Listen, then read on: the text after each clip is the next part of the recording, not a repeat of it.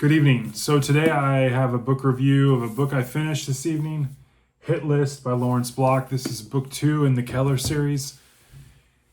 This book was published in 2000, and a brief kind of summary is it's again kind of an intermusing Keller on the job post, the old man from White Plains, and he's working with Dot.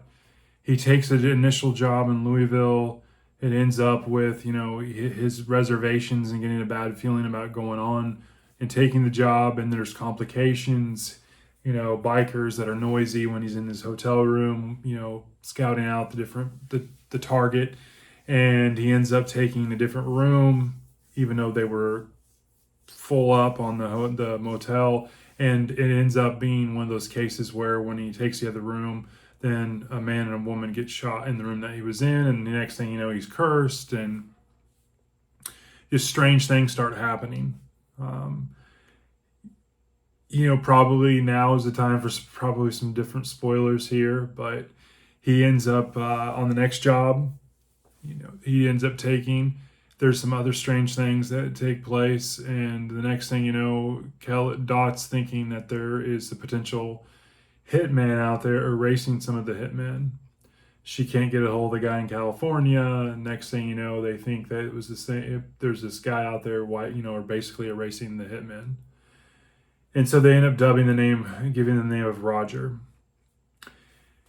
All the while, Keller does another job that's local, ends up, kind of starting to date this ex-painter, into the art scene, and the next thing you know, he's wanting this painting, and then there's this mysterious conditions, and it turns out to be one of these situations. And I actually like this little scenario here of the story, but it intertwines in the end. I mean, I really kind of put this book in two different parts. You have the first part where I felt like, they were building this different plot thread. The first part of it was really around Keller and Dot's relationship, which I thought was really abrupt and kind of they were banging heads at the beginning.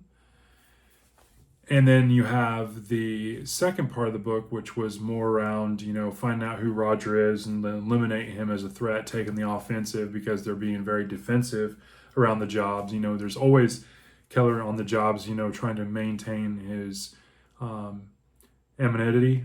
And so he's always working towards that. But now as Dot is uncovered and Keller agrees that there's this guy out there rubbing out the hitmen, that he takes it, to a whole new level. All the while, there's so many things I like about this book. There's the continued stamp collecting, Keller, finding the most interesting kind of facts and really looking deep on just various things throughout his daily life and on these assignments, so to speak. I thought towards the end, Dot and Keller's relationship kind of grew, and I think that was kind of probably Block's approach. The first book, we lose the catalyst, the old guy in White Plains. Dot kind of takes over, and it seems like it's going to be this amendable relationship with her and Keller continuing on. And then at the beginning of the book, Dot and Keller are, Keller's very abrupt with her, kind of seems angry all the time. In the end, they're working together to figure out who this Roger character is. And so, they go out and they kind of do this thing where they plant bait, and they acquire a hitman to come, and they feel like Roger will go and seek out and try to determine who the hitman is and then erase that hitman. And all the while, Dot and Keller rent this apartment, try to watch everything across from Keller's ex-girlfriend, this Mandy chick. That's in the art scene. And all of this stems from the fact, I like that. That the ending was really, really good.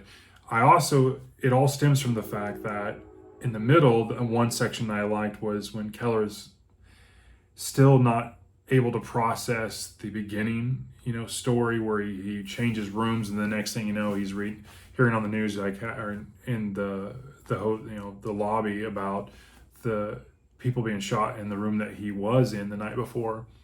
He feels like he's vexed, so he goes and sees this kind of fortune teller, and the next thing you know, she's telling me he's got a murderer's thumb, type thing, and he's believing in all this kind of astrology and vexing, and it's crazy. But she plays a key role because she ends up being someone that gets rubbed out, so to speak, and it wasn't by Keller. It was by Dot, and I really like that evolution of Dot as a character, and I think that's really set up the good climax at the end when they try to set up this guy to try to find out who Roger is. And the book ends with the fact that he missed a shot. Keller ends up thinking he's traveling to flush out this Roger character, and he's on his way to Jacksonville and ends up rubbing out the guy they actually hired, and they just still haven't found Roger. So that plot thread continues to be an open-ended one. Overall, I really liked the book. The front part of it was good. The front 50 pages.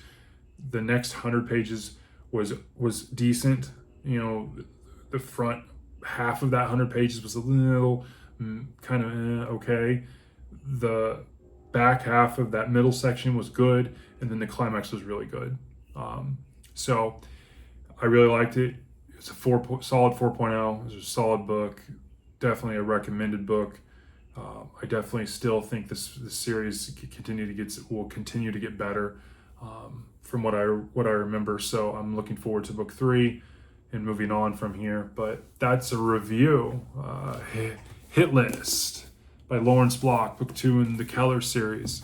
Again, I'm really enjoying it. It's definitely one of my goals for this year is to reread this series. And these books are short and crisp and concise, and there's not a lot of fluff in them, so I'm really enjoying them. That's a review, and I hope you have a great evening. Thanks.